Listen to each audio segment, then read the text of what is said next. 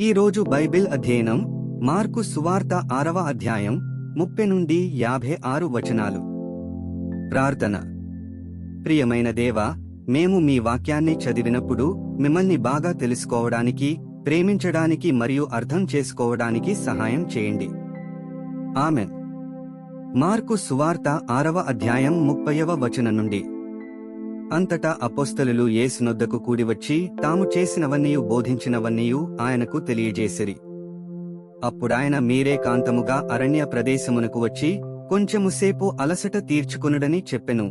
ఏలయనగా అనేకులు వచ్చిచు పోవుచునుండినందున భోజనము చేయుటకైనను వారికి అవకాశము లేకపోయెను. కాగా వారు దోణె ఎక్కి అరణ్య ప్రదేశమునకు ఏకాంతముగా వెళ్ళిరి. వారు వెళ్ళుచుండగా జనులు చూచి అనేకులాయనను గుర్తెరిగి సకల పట్టణముల నుండి అక్కడికి కాలినడకను పరుగెత్తి వారికంటే ముందుగా వచ్చిరి. గనుక యేసు వచ్చి ఆ గొప్ప జనసమూహమును చూచి వారు కాపరిలేని గొడ్డలవలె ఉన్నందున వారిమీద కనికరపడి వారికి అనేక సంగతులను బోధింపసాగెను. చాలా ప్రొద్దుపోయిన తరువాత ఆయన శిష్యులాయన యొద్దకు వచ్చి, ఇది అరణ్య ప్రదేశము, ఇప్పుడు చాలా ప్రొద్దుపోయినది. చుట్టుపట్ల ప్రదేశములకును గ్రామములకును వారు వెళ్లి భోజనమునకేమైనను కొనుక్కొనుటకు వారిని పంపివేయమని చెప్పిరి. అందుకాయన మీరు వారికి భోజనము పెట్టుడనగా వారు మేము వెళ్లి 200 దేనారముల రొట్టెలు కొని వారికి పెట్టుదుమా అని ఆయన నడిగిరి. అందుకాయన మీ యొద్ద ఎన్ని రొట్టెలున్నవి? పోయి చూడుడని వారితో చెప్పెను. వారు చూచి తెలిసికొని 5 రొట్టెలను 2 చేపలను నవనిరి. అప్పుడాయన పచ్చిక మీద అందరు పంక్తులు పంక్తులుగా కూర్చుండవలెనని వారికాజ్ఞాపింపగా వారు 100 మంది చొప్పునను 50 మంది చొప్పునను పంక్తులు తీరి కూర్చుండిరి.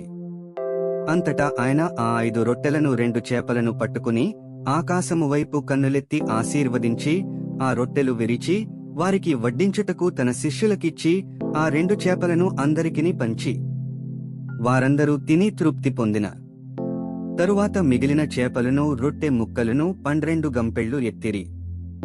ఆ రొట్టెలు తినినవారు 5,000 మంది పురుషులు. ఆయన జనసమూహమును పంపివేయినంతలో దోణెక్కి అద్దరినున్న బెత్సైదాకు ముందుగా వెళ్ళుడని ఆయన తన శిష్యులను వెంటనే బలవంతము చేసెను. ఆయన వారిని వీడుకొలిపి ప్రార్థన చేయుటకు కొండకు వెళ్ళెను. సాయంకాలమైనప్పుడు ఆ దోణె సముద్రము మధ్య ఉండెను. ఆయన ఒంటరిగా మెట్టనుండెను.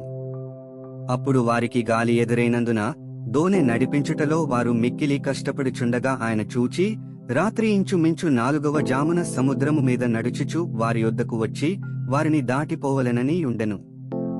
ఆయన సముద్రము మీద నడుచుట వారు చూచి భూతమని తలంచి కేకలు వేసిరి.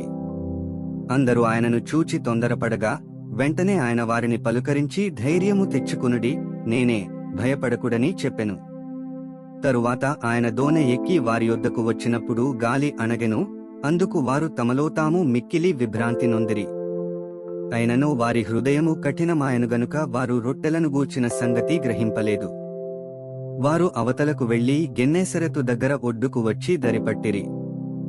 వారు దోణె దిగగానే జనులు ఆయనను గురుతుపట్టి ఆ ప్రదేశమందంతటా పరుగెత్తికొనిపోయి ఆయనయున్నాడని వినిన చోటునకు రోగులను మంచముల మీద మోసికొని వచ్చుటకు మొదలుపెట్టిరి. గ్రామములలోను పట్టణములలోను పల్లెటూళ్లలోనూ ఆయన ఎక్కడెక్కడ ప్రవేశించి